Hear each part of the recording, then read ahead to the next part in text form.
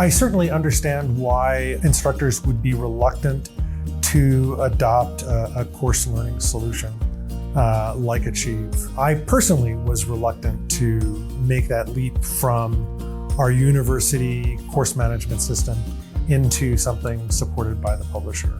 My reluctance really focused on the fact that I didn't want to force students to have to spend extra, but nowadays, the cost of courseware like Achieve is really almost no different from the electronic textbook. For a couple of dollars more, they get a much more immersive and broad-based learning experience. The tools that are available in Achieve go beyond just a simple textbook. There's the adaptive quizzing, there are video activities, there's the fact that you have iClicker, and you as an instructor get so much more.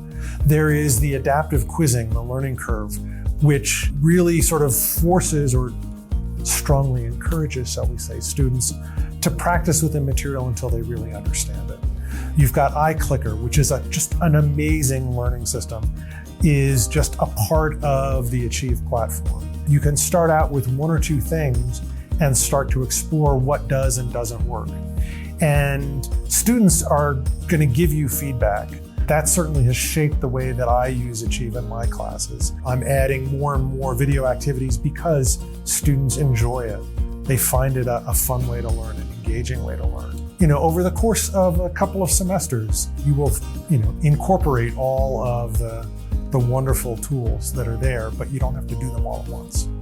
In terms of talking to someone who hasn't adopted something like Achieve, I think one of the first things is to make the person realize that they don't need to do everything that's available in Achieve the very first time they use it. So you could sort of build up to a critical mass of activities, but I think there are some basic ones that are pretty easy to deploy, and Macmillan's support for building your course is really tremendous. So you can easily get in place things like the learning curve adaptive quizzes, for example.